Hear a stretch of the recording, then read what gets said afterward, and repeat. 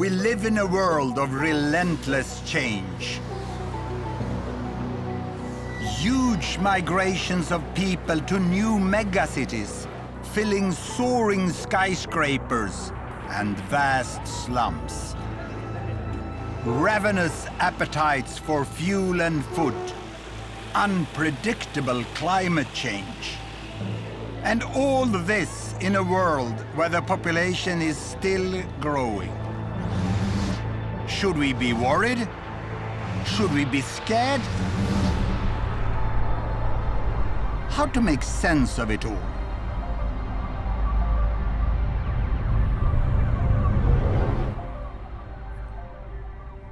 "7 billion people now live on this planet of ours. Isn't it beautiful?" But when some people think about the world and its future, they panic. Others prefer not to think about it at all. But tonight, I'm going to show you how things really are. My name is Rosling. I'm a statistician at... No, don't switch off. Because with the latest data from all countries, I'm going to show you the world in a new way. I'm going to tell you how world population is changing and what today's data tell us about how the future of the world will be. We undeniably face huge challenges. But the good news is that the future may not be quite as gloomy and that mankind already is doing better than many of you think.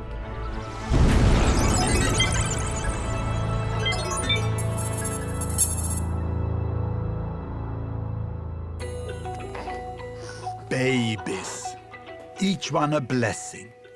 But many people think population growth is out of control. Some even talk of a population bomb. Are they right? So where are we with population today, and how did we get here? I'm going to tell you a story about everyone who ever lived. Well, at least during the last some 1,000 years. Here we go. I give you 2 axes. This is time in years, and this one here is world population in billions. In the year 10,000 BC, when the first people were becoming farmers, then the archaeologists estimate that the world population was only 10 million. Imagine 10 million, that's like Sweden today. A world of only Swedes.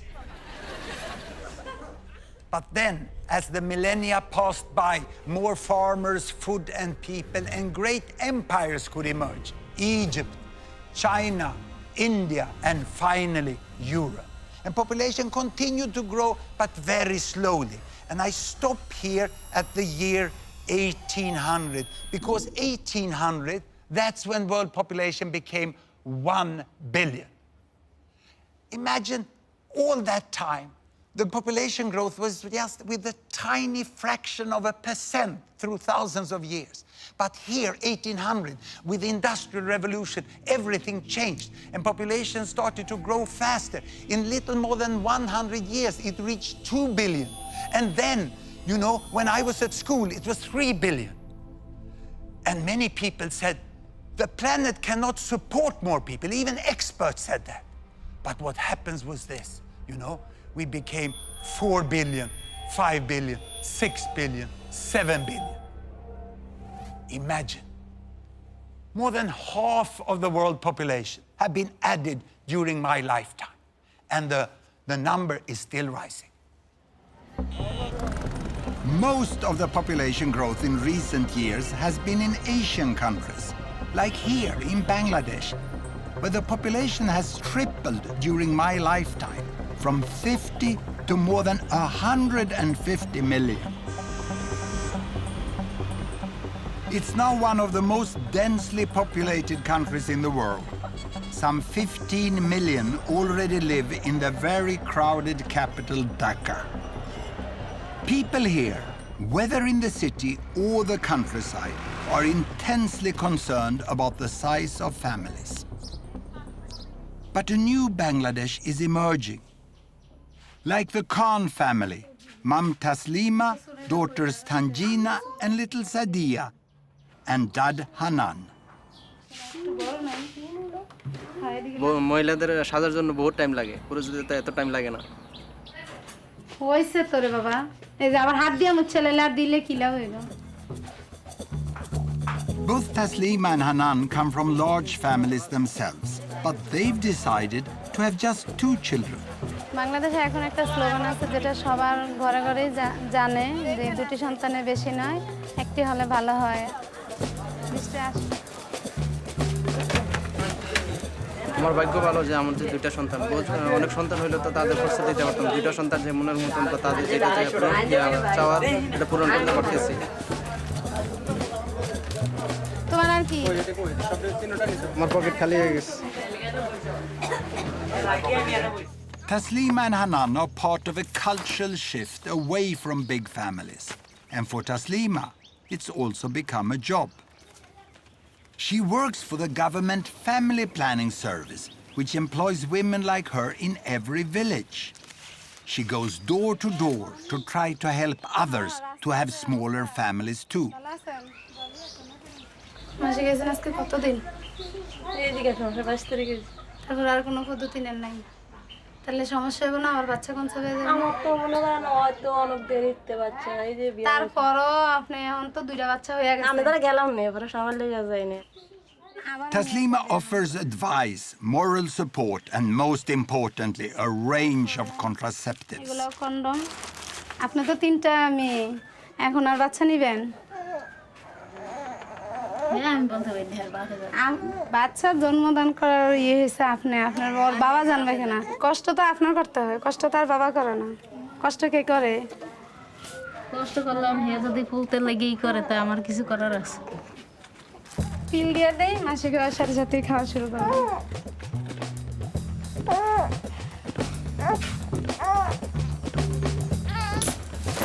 যে অনেক যারা একটু কম শিক্ষিত এরা বুঝতে চায় না, বুঝাতে হয়, অনেক সময় লাগে এই আর কি।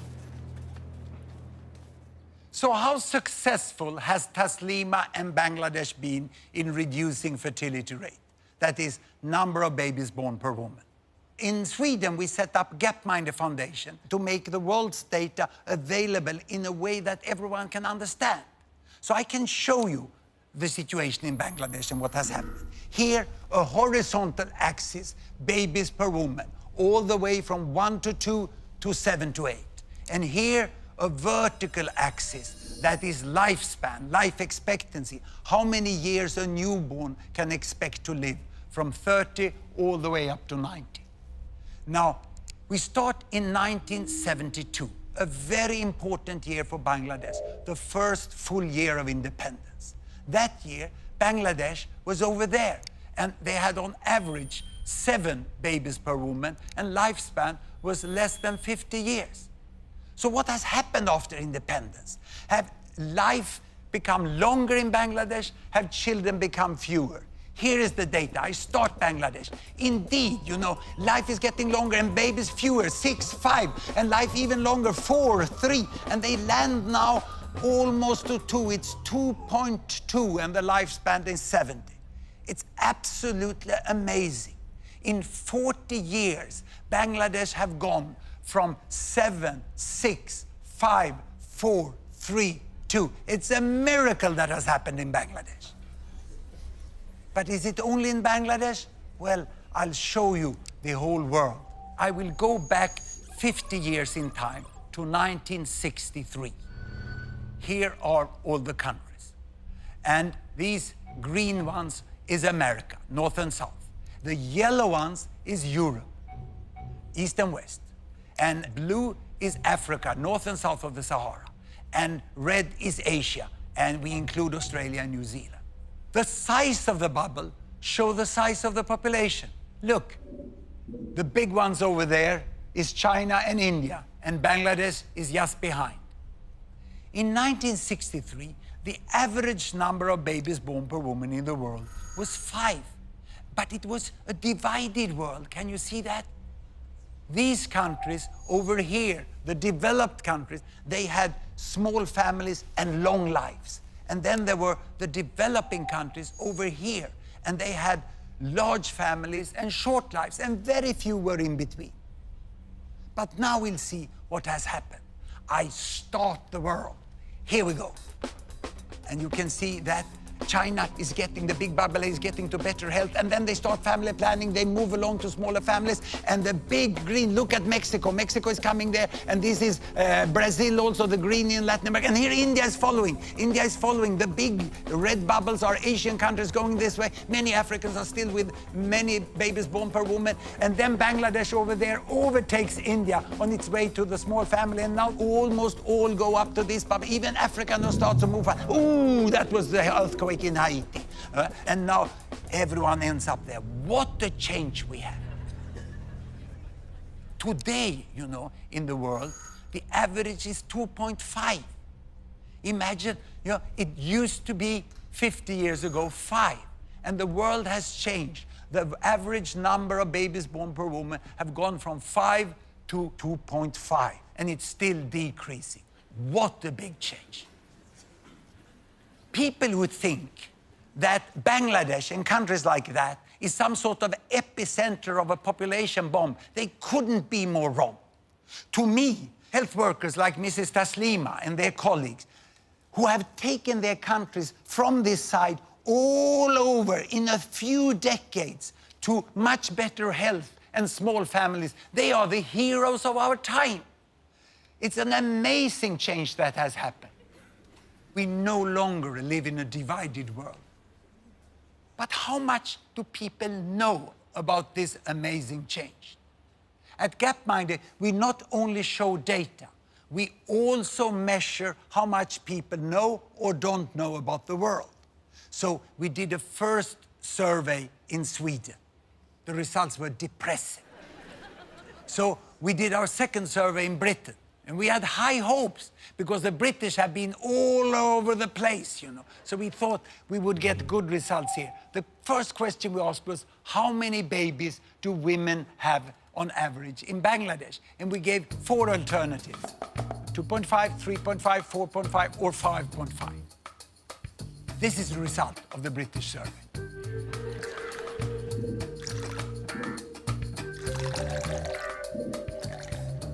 But you know the right answer. It's 2.5. Only 12% of the British got it right. So we thought that perhaps it was those with low education who dragged down the result. So we segmented those who had been to the fine British universities and had a university degree. And here they are. This is the result.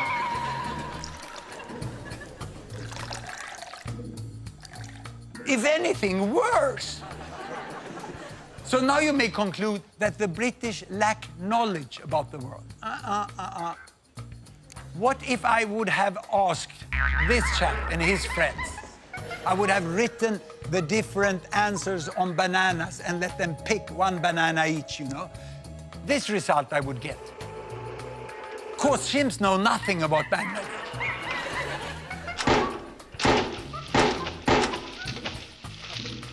But by pure random, they will pick twice as many correct answers as the British. And of the British, you know, more than half of the British people think it's 4.5 or more. The problem here is not lack of knowledge, it's preconceived ideas. The British cannot even imagine, cannot even guess that women in Bangladesh have 2.5, and you know it's really 2.2 already.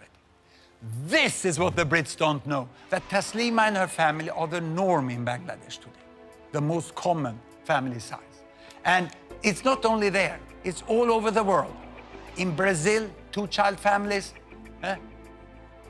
Vietnam, 2-child families.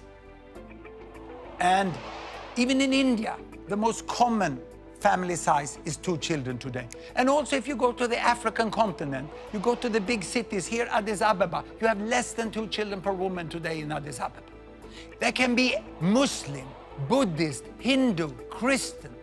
There's not one religion, not one culture, not one continent where 2-child families cannot happen. This change from big families down to 2-child families is one of the most important things that have happened in the world during my lifetime. It's unprecedented in human history.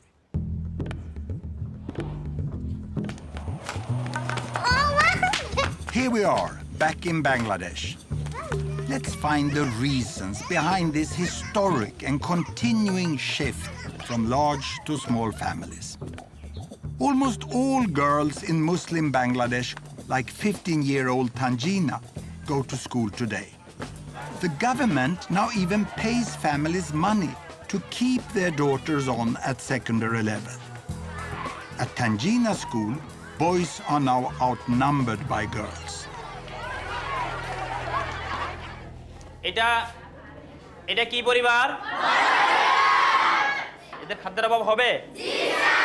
আর এদের You could hardly miss the point of this lesson. অভাব পড়বে?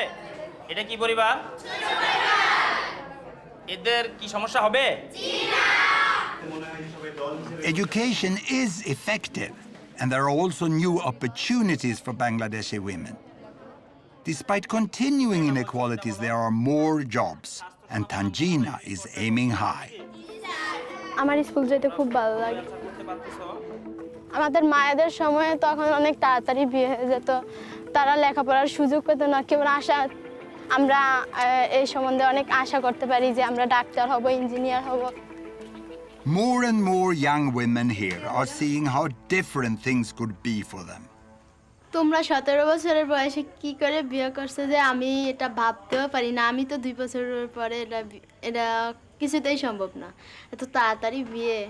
তখন বুঝি নেই, ভুল করছি। এখন তো মানুষ ভুল করে না। তো তোমার কত বছরে তোমার চিন্তা ধরো যে বিয়ে শাদীর চিন্তা ভাবনা? 25 বছর। পড়াশোনা শেষ করে একটা চাকরি, ডাক্তার হয়ে তারপরে। ভালো বুদ্ধি আছে তোমার।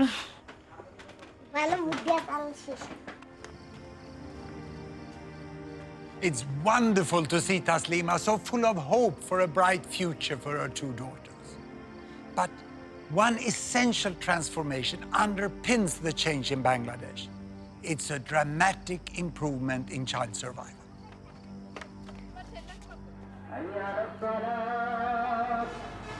It's Ramadan, the Muslim month of fasting and reflection.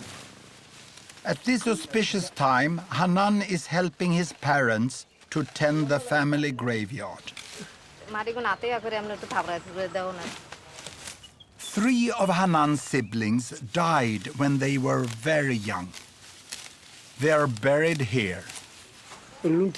মারা গেছে, খুব কান্দাকাটি করছি, আসা গেছি, আইছি, খুব দুঃখের বিষয়। ব্যবস্থা থাকতো, ডাক্তার থাকতো, তো চিকিৎসা করলে একটু তো বাস। মনে পড়ে না, আমি যার দিন পাইছি তো একদিন মনে পড়বো না আমার। Back when Hanan's parents were a young couple, 1 in 5 children in Bangladesh died before they reached 5 years of age. All families lived with a constant fear of losing 1 or more children. আছে বাচ্চা আরেকজন হয়েছে, টুকুর মারা গেছে, তারপরে অনেক একটা বাচ্চাই হয়, তাহলে আবার নেও। এইভাবে বেরোবার থেকে এগুলি হয়েছে আর কি। সে সঙ্গে তো আর এই খেয়ালটা করি নাই যে অতিরিক্ত বাচ্চা যে এমনি নিতে আসি, ভবিষ্যতে অন্ধকার হইব না হইব। In the last few decades, Bangladesh has made great progress in basic health, particularly in child survival. Vaccines, treatment of infections, and better nutrition and hygiene have all saved the lives of millions of children. And as parents have come to see that all of their children are now likely to survive, the biggest obstacle to family planning has at last gone. Even in the slums of Dhaka, women now have on average just 2 children.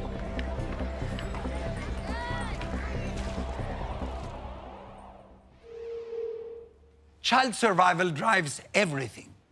Let's go back into history. Why did the world population grow so slowly before 1800? Well, throughout history, all historical records show us that on average, 2 parents got more or less 6 children. But that looks as a very fast population growth. So why didn't it grow? Because 1, 2, 3, 4 of the children died before growing up to become parents themselves. People in the past never lived in ecological balance with nature. They died in ecological balance with nature. It was utterly tragic. But with the Industrial Revolution, this changed. Better wages, more food, tapped water, better sanitation, soap, medical advances, you know. So why did then, from all these advances, why did population grow? Was it because they got more children? No. 1963, that year when I was at school, actually the number of children per woman had decreased a little in the world to 5. And the reason for the fast population growth was the improved child survival. 4 survived at that time. But still, 1 out of 5 died. That was still terrible. So it's only in the recent decades that most of the countries have taken big leap forwards in child survival and in family planning, so that we are now approaching the new balance. And it's a nice balance. 2 parents on average get 2 children that survive.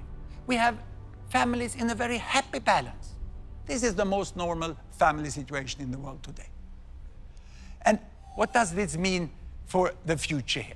I will show you the projection, the best projection into the future from the finest demographers we have at the Population Division of the United Nations.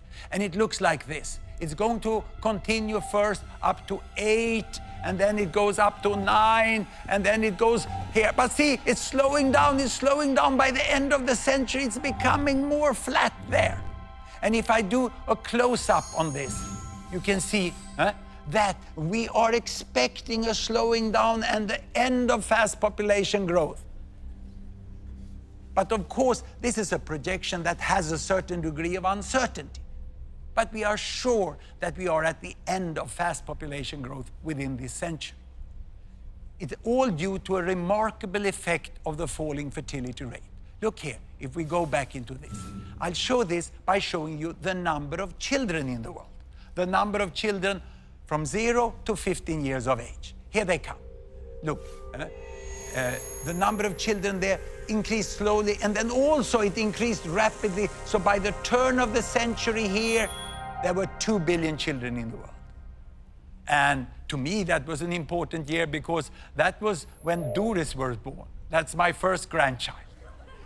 And she was born at a very special time for children in the world, you know, because the specialists, the demographers, estimate that from this year, the number of children in the world will continue like this. It will not increase any longer. By the end of the century, we will still have 2 billion children in the world. When Doris was born is when the world entered into the age of peak child. The number of children are not increasing. Now, this will confuse you, because how can then the total population grow like this if the children doesn't increase? Where will all these adults come from? And to explain that, I have to leave this fancy digital stuff and show you real powerful educational material we have developed. And it's here. I will show you the world population, ladies and gentlemen, in the form of foam blocks. 1 block is 1 billion. 1 block is 1 billion. And that means that we have 2 billion children in the world. Then we have 2 billion between 15 and 30 years of age. These are rounded numbers. We have 1 billion 30 to 45. We have 1 billion 45 to 60. And then we have my block, 60 years and older. We are here on top. This is the world population today. And you can see that there are 3 billions missing, like here. Only few of them are missing because they have died. Most of them are missing because they were never born. Because back then, you know, before 1980, there were much fewer children born in the world because there were fewer women giving birth to children. So this is what we have today. Now, what will happen in the future? Do you know what happens to old people like me? They die. Yes. There was someone here who works in hospitals. Yeah? So they die. The rest, they grow 15 years older and have 2 billion children. These ones are now old, time to die.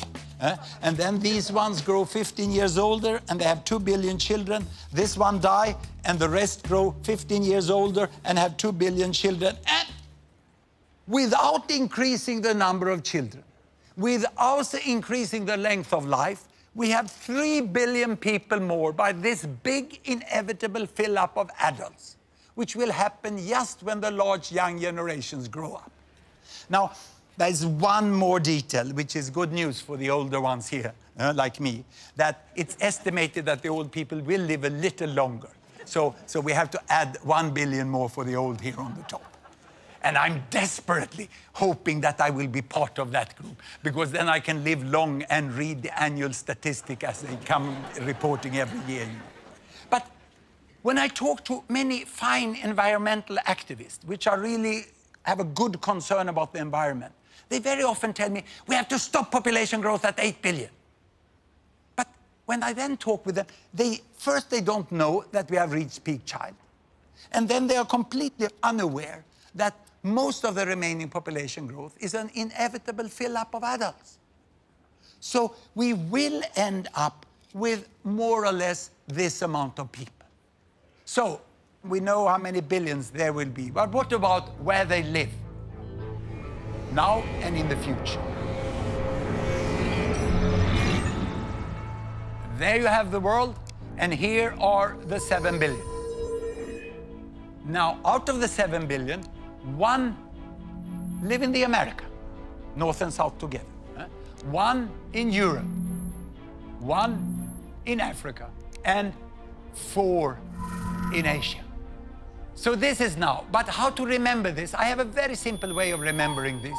I put up the numbers like this, and then I say, this is the PIN code of the world, 1114. Now, what will happen up to mid-century? That we know fairly well. Europe, no increase. In fact, the European population is decreasing. In America, a little more people, mainly retired people in Latin America, so it makes no difference. It's more or less the same. In Asia, we will have 1 billion more. And then the population growth in Asia is over. In Africa, in the next 40 years, the population will double to 2 billion. Now, to the end of the century, well, we know quite well, no more people in Europe, no more in America, no more in Asia, but Africa is set, as we have data today, for another doubling. So there will be 4 billions in Africa. The 2100, and probably the final PIN code, will be 1145. So in 2100, there will be quite a different world. The people who live in what I call the Old West, in West Europe and North America, will by then be less than 10% of the world population. 80% of the world population will be living in Asia and Africa. But will there be resources enough to sustain them? Well, this will be a huge challenge, and nothing will come automatically. But my take is that it is possible for all these billions to live well together.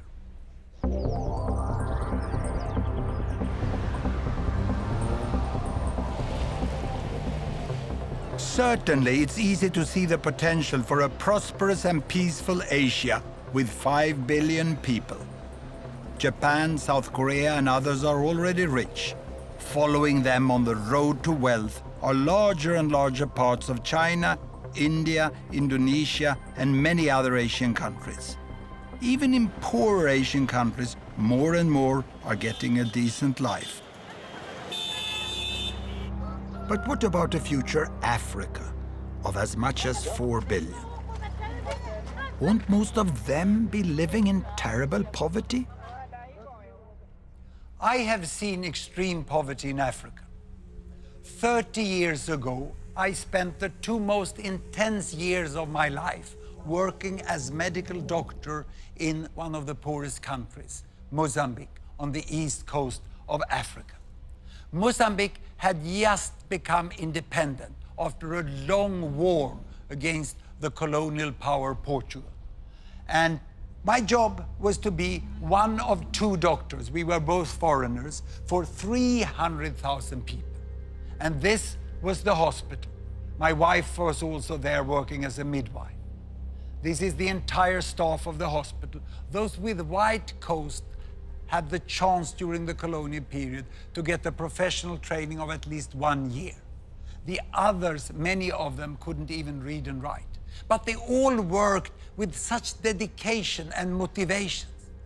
But the patients came with the worst diseases of extreme poverty, and our resources were often not enough. And especially my skills as a young doctor did not meet the need of the patients. Mozambique is still today a very poor country, but things have improved immensely since I was there 30 years ago.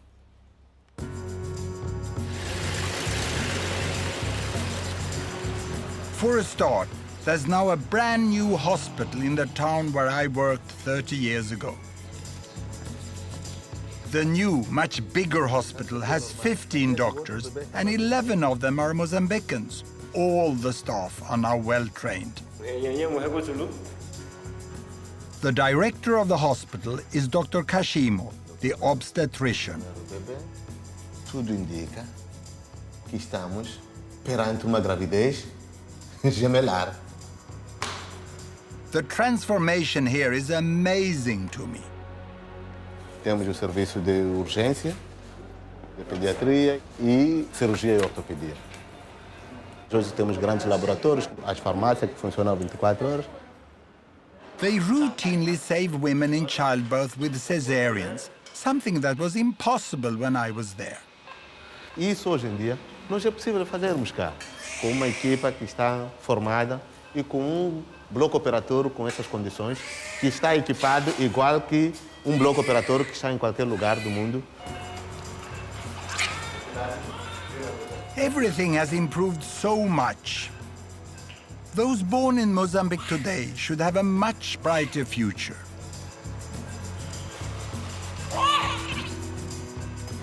Not just because of better health, but a booming economy too, with busy ports and markets, and new industries with lots of new jobs.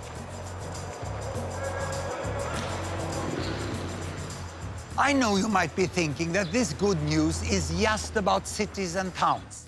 And it's true. The worst challenge is in the rural areas where most people live. But things are changing here too. Deep in rural northern Mozambique lies the district of Mogovolas. This is home for Olivia, Andre, and their young family. Like so many other poor people in the world, Olivia and Andre are farmers, reliant on what they grow for what they eat.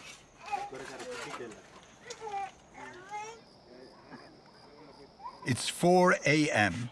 and the day's tasks beckon. Andre heads straight to the fields. Olivia first goes to fetch water. Both have to walk miles to get anywhere. Well, okay, kastar ora bili. Hey, kapanya to water sak. Ini kastar inta igora bili. Inta kimpia pahiki boliga kilamwe. With no other means of transport, everything has to be carried. Olivia and Andre have 8 children. Fertility rates are still high in much of rural Africa, and it's the poorest families who have the most mouths to feed. Anything this family can spare, they'll sell. Mi kirero o sofereri masikinoli mape kinoli mape wakule purututu masivali wakule purututu ne nkimpanyere tu parawera permene shikiwe he opanya mzuruku wawera kitihe kaba na akalaba. Yet economic growth is slowly trickling into the countryside. Empagela kitenka kichapele nonela ki kivandriya kataru. Now Andre has set his sights on one thing he believes will change everything. Pankerero vela vela kina mochela weta mahoi kana chinke. Bicycles can make a huge difference to the lives of the rural poor. They save hours every day and get so much more done. With a bicycle, they can carry much heavier loads to the market and earn more money. They can travel to find work. And if they get sick, they can reach a health clinic in time. Opora kitume chinka kino riri kino tili ya pe kino kala normal tili ya poroke e chinka etoke hikale chinka etok owe tuyo etoke yo kelonke. Andre and Olivia have been putting money away for 2 years. They haven't quite enough yet. Everything now depends on the sesame seeds, which they are just harvesting. If they can get a good price, they might just make it. Andre and Olivia live in one of the poorest countries, and they live in the rural area, which is the poorest part of that country. So how many people are there in the world living like they? And how many are there that are poorer? I'm going to show you this yardstick. Very simple, poor and rich. And here I have all the 7 billions again. They are in a very simplified way lined up there from the poorest to the richest. Now, how much does the richest billion earn here in dollar per day? Well, let's look here. Ooh, it's coming up, it's coming up. Ooh, I can't even reach $100 a day. Then let's look at the middle billion, who is exactly in the middle. How much do they earn? It'll come, yes, just 10. And then I go over here to the poorest billion. How much do they get? Well, just 1. This is the difference of the world today. And the economists, they draw a line which they call the line for extreme poverty, a little above $1. That's when you hardly can have enough food to feed the family. You cannot be sure that you have food all days, you know? And 1 billion is clearly below that still. And the second billion is sort of divided by that line. And then the others are above it. Now, the poorest people, they can hardly afford to buy shoes. And when they get shoes, the next thing they will save for is bicycle. This is where Andre and Olivia is. And after bicycle, you will go for the motorbike. And then after the motorbike, it's the car. And I remember when my family got the first car. It was a small gray Volkswagen. The first thing we did was to go to Norway on holiday, because Norway is so much more beautiful than Sweden. It was a fantastic trip. And now I'm in this group. I can go, like the richest billion, we can go on holiday by airplanes. Of course, there are people who are much richer than the airplane people. Some are so rich, so they're even contemplating that they should go as tourists out into space.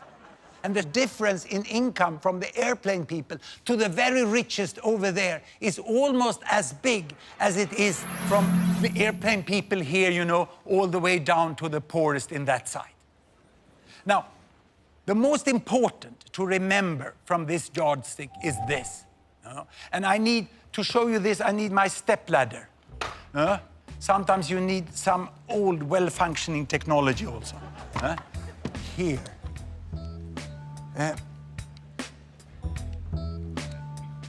I can only reach up. Here they are. Now I'm at the top. The problem for us living on $100 a day is that when we look down on those who have $10 or $1, they look equally poor. We can't see the difference. It looks as if everyone is living on the same amount of money. And they say, oh, they are all poor.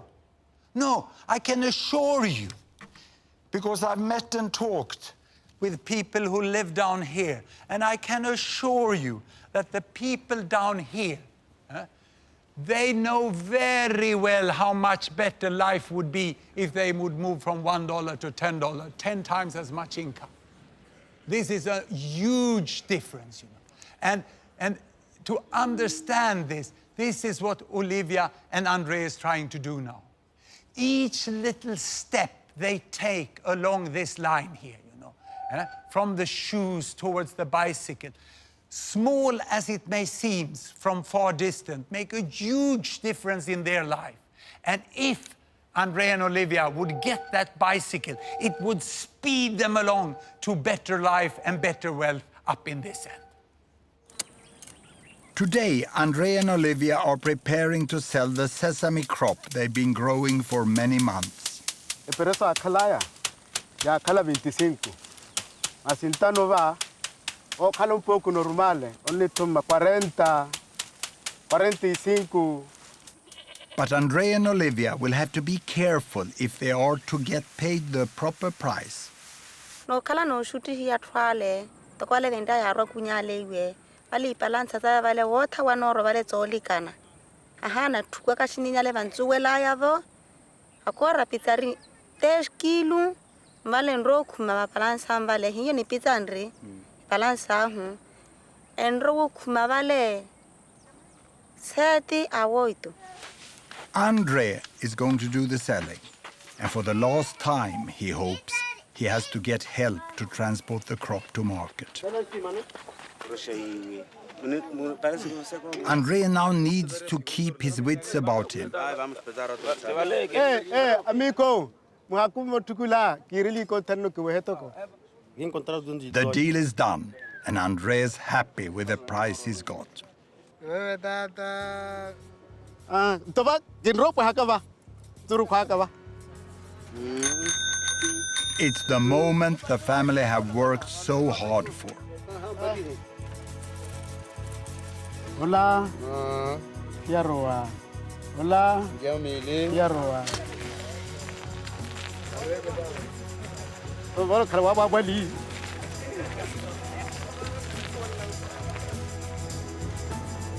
Andre's journey to market took all morning to walk. Now, in less than an hour, he can ride home.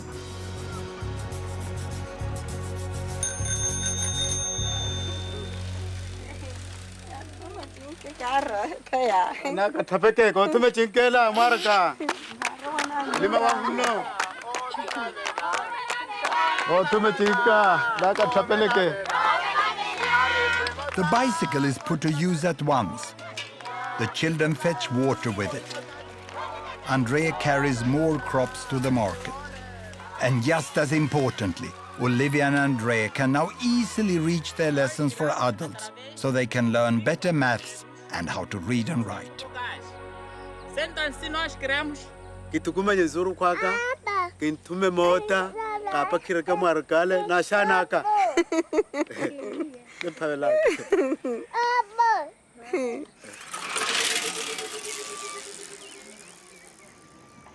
It's so great to see Olivia and Andrea pedaling their way out of extreme poverty. And they use the bicycle to go to literacy classes. Education is so important for the progress of people and nations. But how many know what has really happened with education in the world? Time for the great British ignorance survey again. Here we go. We asked what percent of adults in the world today are literate, can read and write. Can I ask the audience? How many guess 20%? Hands up. 40%? 60%? And 80%? This is the result of the British sample.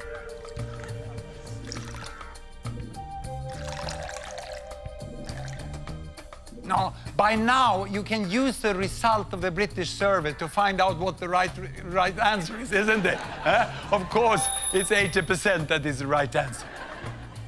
At least you were clearly better than the British average. Just 80% of the population in the world can read and write today. Literacy is 80%. Actually, the last figure is a little higher. So if I would have compared that with the chimps again, you know?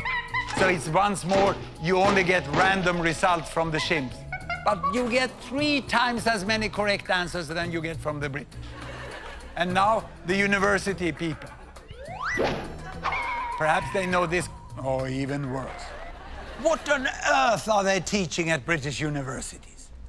The common view about the world is outdated with several decades. The media have missed to communicate it.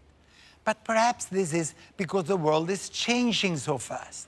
Ladies and gentlemen, I'm going to give you my all-time favorite graph. I'm going to show you the history of 200 countries during 200 years in less than 1 minute. I have an axis for income. I have an axis for lifespan.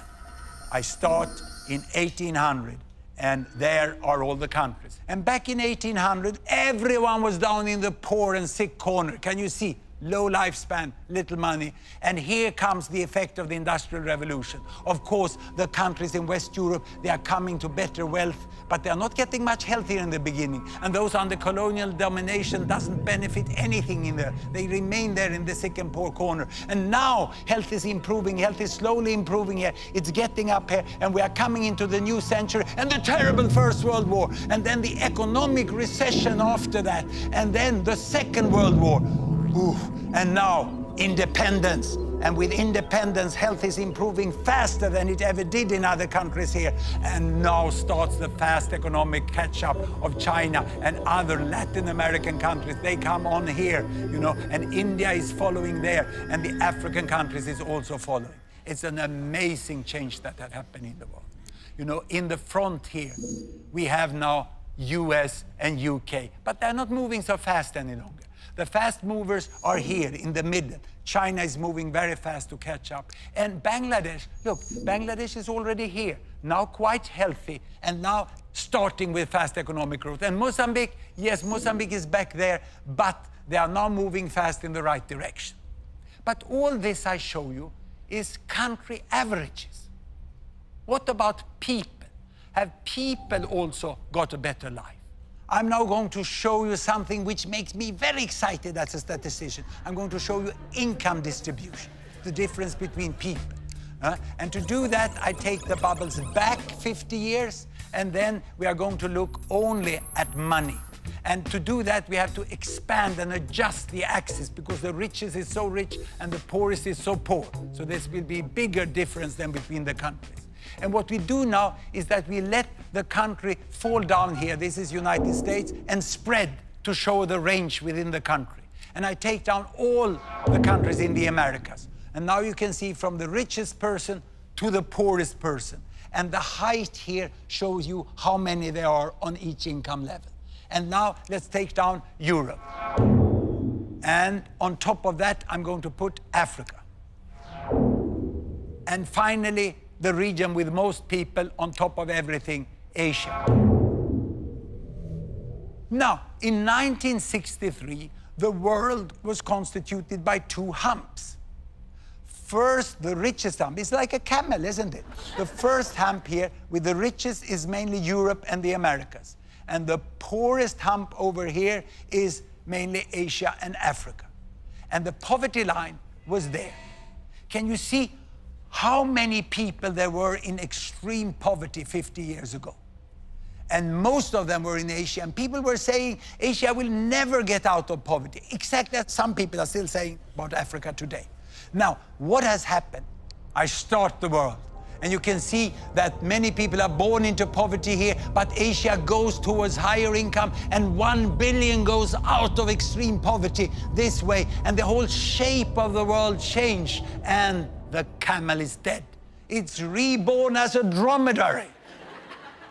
And what you can see here, you know, is the variation from the richest, that is most people in the middle. And there's a much smaller proportion of the world now in extreme poverty. But be careful, it's still a lot of people, more than 1 billion people in extreme poverty.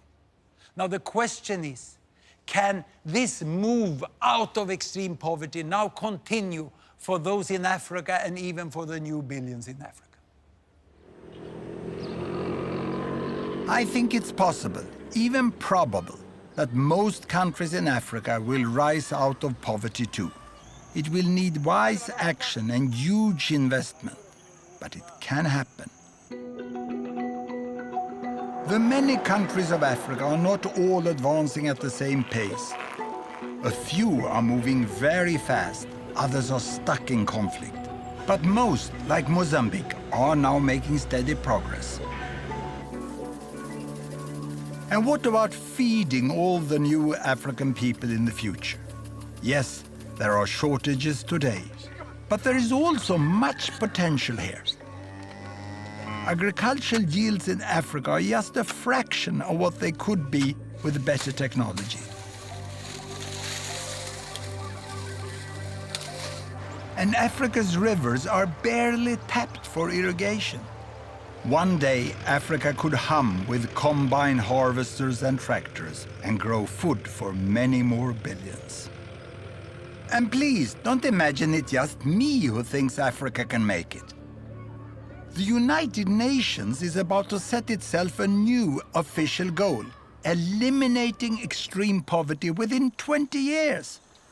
Everyone understands it's a huge challenge, but I seriously believe it's possible. Imagine if that would happen. Now, what we have seen so far is that the rich end, it moves. And the middle, it moves. But this poorest end is stuck. It's here in extreme poverty we find almost all the illiteracy. Here we find high child mortality and still many babies born per woman. It's like extreme poverty reproduces itself if you don't end it swiftly. But Andre and Olivia and people like them, they work so hard to get away from it. And if they only can get the right help from their government and from the world at large, with things like school, health, vaccines, roads, electricity, contraceptives, then they will manage. But they will mainly manage by their own hard work. Here we go, go on, follow Andre and Olivia across the line, It is possible within some decades, yes! But getting out of poverty is just the beginning. People want to continue along this line to a good life. But what does a good life mean? For most people in the world, the good life they are striving for will mean more machines and much more use of energy. So there's a problem, because all this adds to one of the great threats for the future, severe climate change. 80% of the energy the world uses is still fossil fuels. And the science shows that the climate may change dramatically in the future because of the carbon dioxide emission from continuing to burn all these fossil fuels. I'm not the best person to tell you how bad climate change will be, nor am I a specialist on how to prevent it. What I can do is to show you data to make you understand who is the one that emits the carbon dioxide. I will show this. You remember the yardstick from the poorest billion to the richest billion, from the one who hardly can afford shoes to the one who fly with airplanes. Now, this shows the total amount of fossil fuel used in the world during 1 year. Coal, oil, and natural gas. And it represents more or less the total emission of carbon dioxide. Now, how much of that is used by the richest billion? Half of it. Now, the second richest billion? Half of what's left. Then you understand what the third use. Half of what left. And the others use hardly anything. This is rounded numbers, but it clearly shows, that almost all the fossil fuel is used here by the 1, 2, 3 richest billions. More than 85% they use. Now, the richest billion here at least have stopped increasing, but we are yet to see whether they will decrease. And in the coming decades, it's the economic growth of these two that will increase the fossil fuel use and the carbon dioxide emission. Even if these ones over here come out of extreme poverty and get richer all the way to the motorbike, that doesn't contribute much to the emission of carbon dioxide. And regarding population growth, most of the additional billions in the next 40 years will be in this group here. But still, if you ask people in the richest end, they seem to get everything wrong. They look down on the world from their very high emission, and then they say, oh, those over there, you cannot live like us. You will destroy the planet. You see, I find the argument from the people here catching up to be much more correct and logic. They say, who are you to tell us that we can't live like you? You better change first if you want us to do it differently. There are many essentials to having a good life that billions in the world do not yet have. Andre's village and house, and so many like them, don't even have electricity. Mozambique has huge coal reserves. And if it and the other poorest countries build affordable new power stations burning coal for electricity and industry, I don't think anyone who emits more carbon should interfere.